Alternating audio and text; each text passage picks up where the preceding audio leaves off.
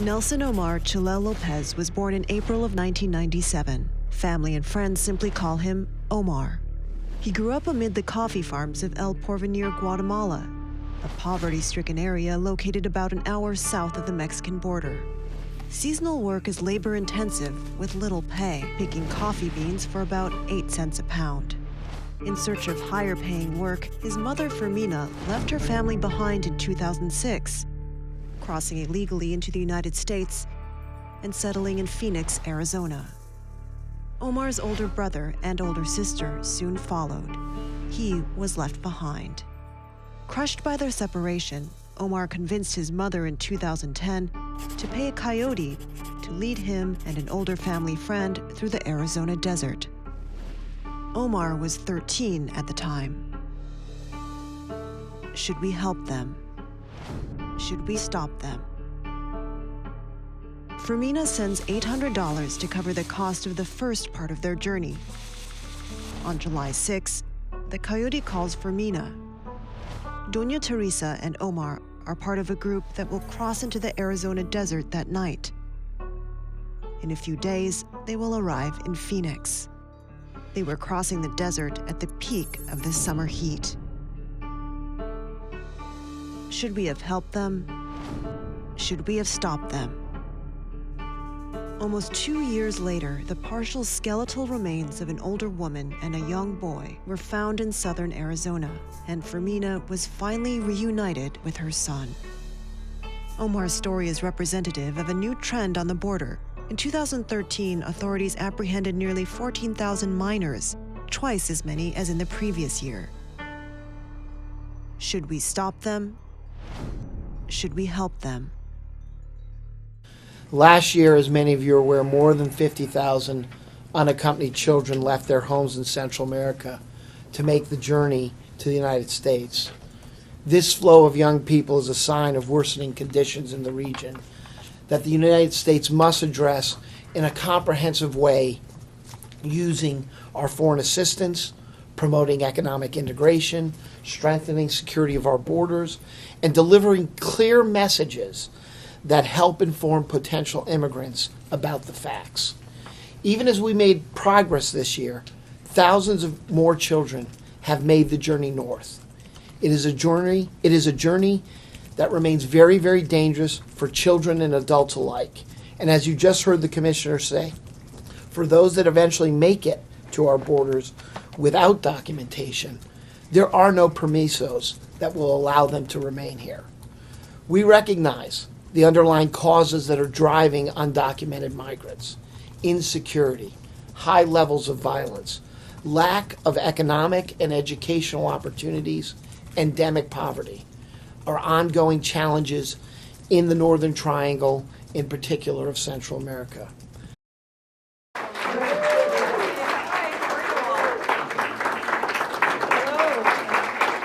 We can't wait any longer for a path to full and equal citizenship. Now, this is where I differ with everybody on the Republican side. Make no mistakes. Today, not a single Republican candidate, announced or potential, is clearly and consistently supporting a path to citizenship. Not one. When they talk about legal status, that is code for second-class status. So I will fight for comprehensive immigration reform and a path to citizenship for you and for your families across our country. I will fight to stop partisan attacks on the executive actions that would put dreamers, including those with us today, at risk of deportation. And if Congress continues to refuse to act as president, I would do everything possible under the law to go even further. I want to ask you, you voted against the 2007 immigration reform bill. That included a path to citizenship. That was the best chance in a generation to get a path to citizenship for those who are in this country, undocumented citizens in this, undocumented immigrants in this country. Do you regret voting against that now in hindsight?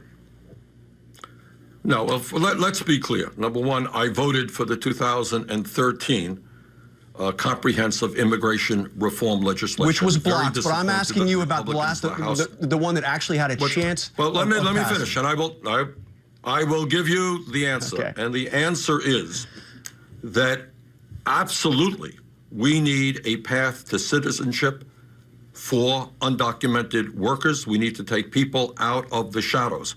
What my concern then was and remains is with these guest worker programs, which you're reading about, where you have folks in high-tech industries getting fired while corporations are bringing people from Russia and other countries into the United States to replace American workers and to drive wages down. In the last bill, what I was able to do, by the way, at a time when youth unemployment is unbelievably high in the United States, I was able to get language in which puts $1.5 billion to create jobs for kids in this country, for African American kids, white kids, Hispanic kids, where unemployment rate is very, very high. Governor Bush, you released a new plan this week on illegal immigration, focusing on enforcement, which some suggest is your effort to show that you're not soft on that issue. I want to ask you about a statement that you made last year about illegal immigrants, and here's what you said. They broke the law, but it's not a felony. It's an act of love. It's an act of commitment to your family. Do you stand by that statement, and do you stand by your support for earned legal status? I do. I believe that the great majority of people coming here illegally have no other option. They want to provide for their family. But we need to control our border. It's our responsibility to pick and choose who comes in. So I've written a book about this, and yes, this week I did come up with a comprehensive strategy that really mirrored what we said in the book, which is that we need to deal with E-Verify, we need to deal with people that come with a legal visa and overstay. We need to be much more strategic on how we deal with border enforcement, border security. We need to eliminate the sanctuary cities in this country. It is ridiculous and tragic that people are dying because of the fact that local governments are not following the federal law. There's much to do. And I think rather than talking about this as a wedge issue, which Barack Obama's done now for 6 long years, the next president, and I hope to be that president, will fix this once and for all so that we can turn this into a driver for high sustained economic growth. And there should be a path to earn legal status for those that are here. Not amnesty. Earn legal status, which means you pay a fine and do many things over an extended period of time. When Mexico sends its people, they're not sending their best. They're not sending you. They're not sending you. They're sending people that have lots of problems, and they're bringing those problems with us. They're bringing drugs, they're bringing crime, they're rapists, and some, I assume, are good people. We can start right there. The point is, yes, any group will have rapists, but these aren't people who have any right to be here. The motto should be, there are way too many and there shouldn't be any. Boatloads of exhausted men, women and children are drifting in the waters off the coasts of Indonesia, Malaysia and Thailand, hoping to disembark. While they may get food and water airdrops from these countries, they are increasingly pushed away in the hope that someone else will take them in. Do you think we can take on 3,000 to 4,000 people? We have to find space for them while they go through legal processes. This is only a temporary measure, not a permanent shelter that would last 10 to 20 years. Just hope that they will leave, or someone else would take them in. The majority of migrants are ethnic Rohingya, a stateless Muslim minority from Myanmar. If we go back to our country, there is a Buddhist majority, so we cannot go back, and we think only Malaysia and Indonesia are suitable as they have a Muslim majority. We wanted to enter Malaysia, but we were not allowed. So we will stay in Indonesia. We just want to live. But Indonesia does not want any more refugees either, and Thailand has cracked down on smugglers who bring migrants by land. So many are left drifting at sea, exhausted, sick or starving. Many have died or drowned. The United Nations is calling for a coordinated search and rescue effort at sea. The Secretary General urges governments to ensure that the obligations of rescue at sea is upheld and the prohibition of refoulement is maintained. He also urges governments to facilitate timely disembarkation and keep their borders and ports open. The United States also has called on Asian countries to save lives. This is an urgent regional challenge that needs to be addressed regionally through a coordinated international effort. Thailand has called for a regional meeting on May 29 to discuss the migrant issue. No, I think what has changed is the Australian policy of pushing back the boats. The fact that a rich white country has shown that it can, it cannot obey international law, that cannot respect its commitments, at least it's debatable under the United Nations Convention. And by focusing on the traffickers rather than on the factors that are pushing these people to leave, this has changed the situation throughout Southeast Asia itself. Because basically what the Thais and the Indonesians and the Malaysians are saying, well, look, if the Australians can do it, why the hell can't we? They're a hell of a lot richer than we are. We can't afford to take these people in. And what makes the situation even worse is the Australian Prime Minister, Tony Abbott, presents the Australian policy as a model to be followed in Southeast Asia and a model to be followed in Europe in relation to the migrants in the Mediterranean. Sarnata Reynolds, how did you feel when you saw the Australian Foreign Minister come here to Europe to tout the Australian model when it comes to pushing back migrants? I mean, it's so devoid from the voluntary obligations that states entered into after World War II, realizing the extent of displacement, the extent of culpability, the collective guilt of having pushed away so many refugees who needed protection.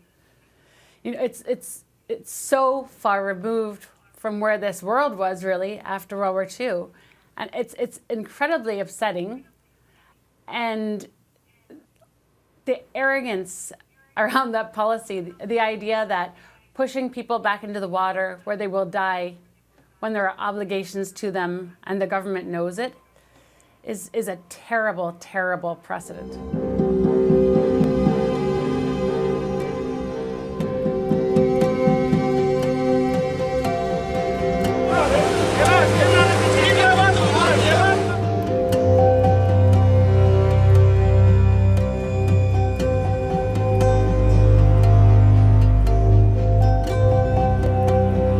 Some migrants told us, once you pay, you cannot go back. They slap you. Even you want to go to urine, sometimes they refuse. They only put you in the boat and leave you there. It's now left to you.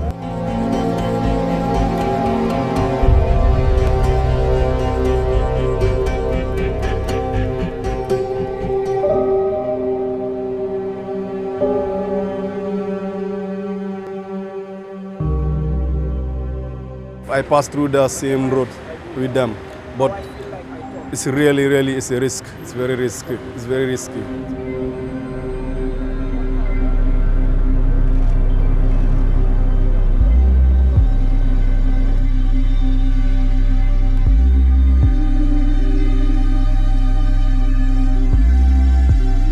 Europe has a common set of rules on how to deal with asylum seekers.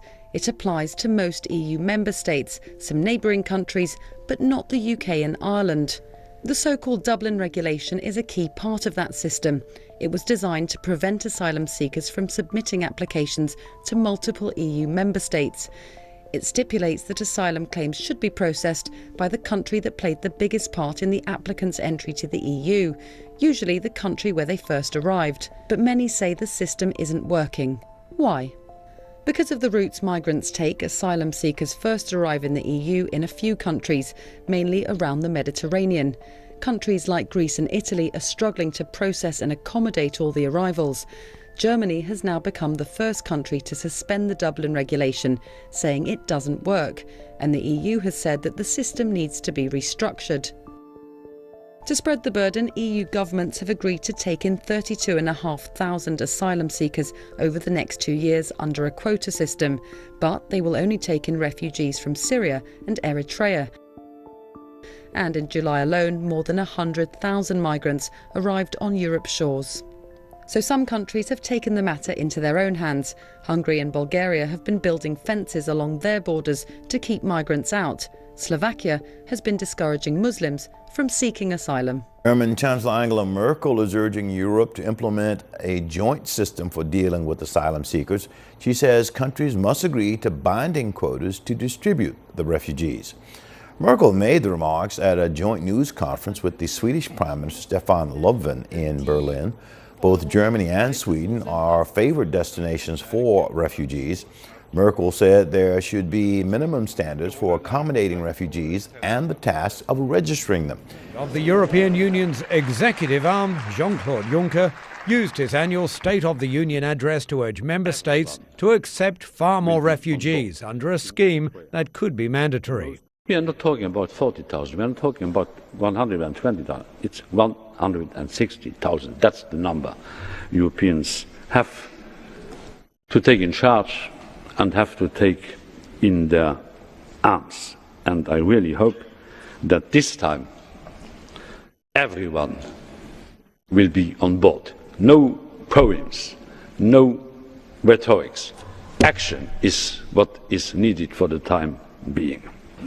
500,000 migrants have entered Europe this year. 20,000 arrived just last weekend, and Germany alone expects to receive 800,000 by the end of the year. Juncker singled out Greece, Italy and Hungary as countries no longer able to cope with large numbers of new arrivals. It's not at all clear if the European Commission's new proposal will be accepted by member states, some of whom have already said they will vote against it. The European Union is not in a good state. There is a lack of Europe in the EU, and there is a lack of union in the European Union. In diese Europäische Union. We have to stop this. The Commission President also announced the EU would start a fund worth $2 billion aimed at reducing the number of economic migrants travelling to Europe from Africa. The EU will also create a so-called safe list of countries whose citizens will be deported if claiming asylum. EFDD now, Mr. Farage. Thank you. Mr Juncker, you've simply got this wrong. As I warned you in April, the Europeans' common asylum policy sets its terms so wide that to say that anyone that sets a foot on EU soil can stay, I said it would lead to a flow of biblical proportions, and indeed that is what we're beginning to see. And that's been compounded by Germany last week, saying that basically anyone can come. It's a bit too late now to draw up a list of countries from whom can stay and can't stay. All they have to do, as they're doing, is throw their passports in the Mediterranean and say they're coming from Syria. As we know, the majority of people that are coming, and the Slovak Prime Minister has been honest enough to say so, the majority that are coming are economic migrants.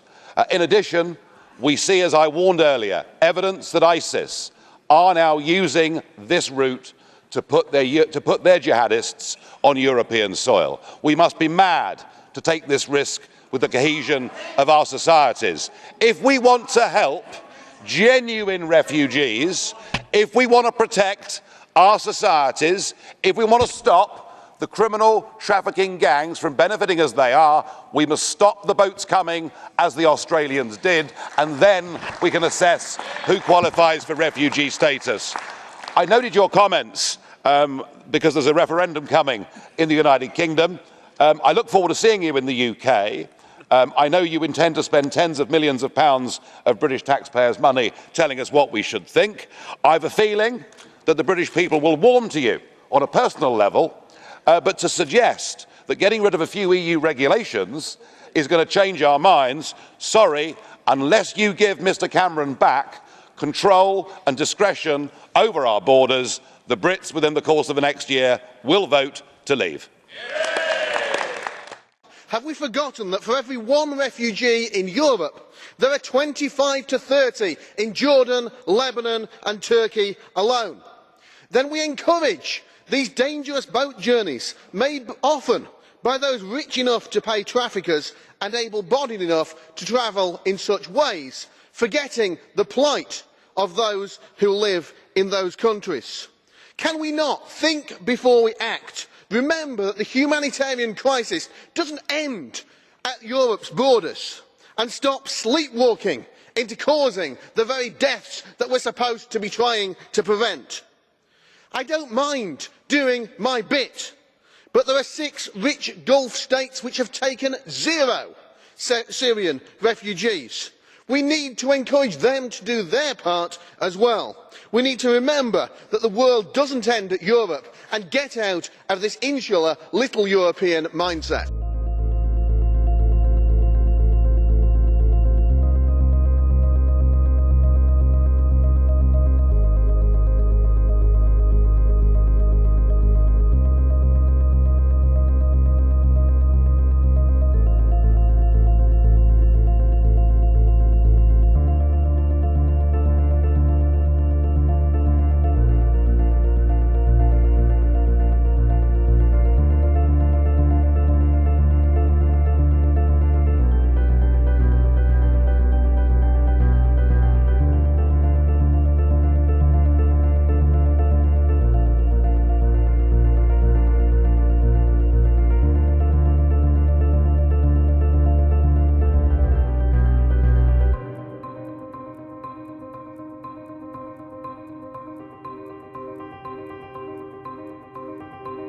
One issue that needs to be addressed is the overly broad prohibition in our immigration law that excludes any refugee who has provided any kind of support to an army rebel group, even a group that we in the United States support.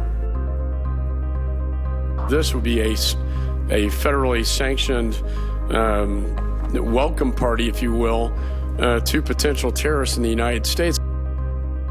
Could we take more? I mean, Germany's taking 800,000. Well, I'm not talking about taking on a permanent basis. It warrants mentioning that the United States has provided more than $4 billion in humanitarian assistance. It's a wonderful honor and pleasure to welcome His Majesty King Felipe to the Oval Office. We agreed that this is going to require cooperation with all the European countries and the United States and the international community in order to ensure that people are safe, that they are treated with shared humanity, and that we ultimately have to deal with the source of the problem, which is the ongoing crisis in Syria. Thank you again for this opportunity and for your questions. Thank you so much.